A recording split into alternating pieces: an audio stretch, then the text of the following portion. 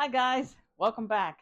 I got to thinking about, I made the video on if the power grid goes down, and I got to thinking, does everybody know the three top things that you should always have on hand in the event of a power grid collapse?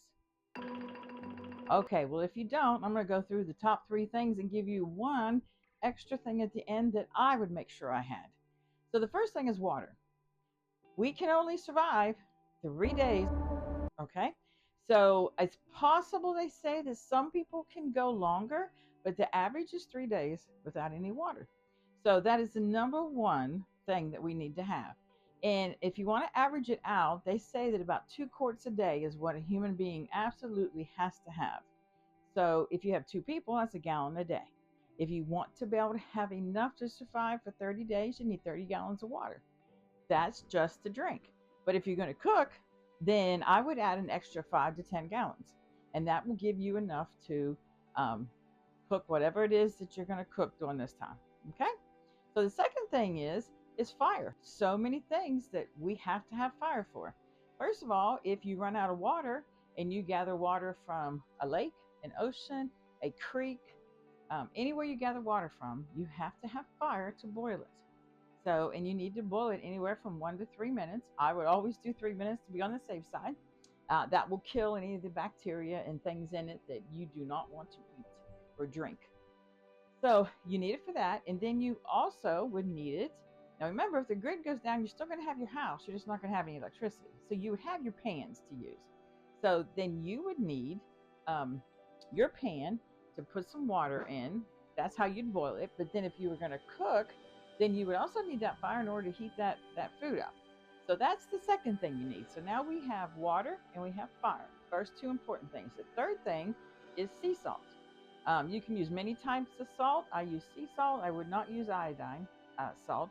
But salt actually removes the moisture from a fish, meat, any kind of meat, fish, vegetables.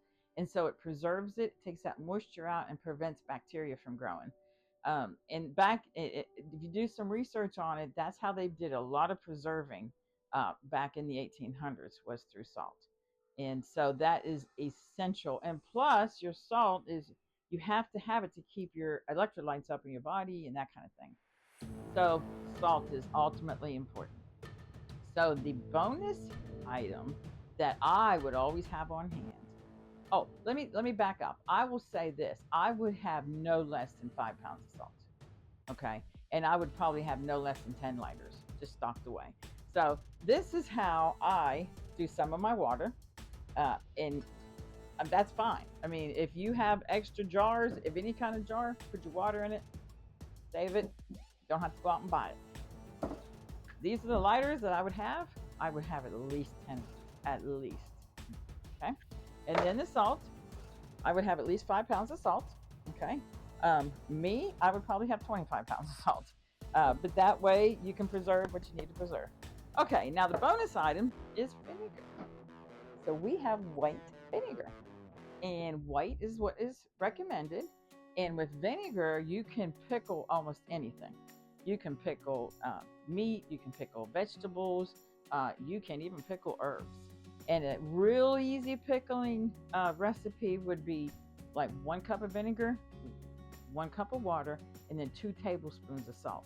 And that gives you enough level of acidity that it will preserve and kill any of the bacteria that might cause botulism or that kind of thing. So there's your top 4. If you have any questions about it, shout out at me. Get your supplies up. We don't know. The power grid could go down as soon as I turn this video off. It could not go down for 10 years. We don't know. But the state of the world, you need to get ready. Okay. Thanks for watching.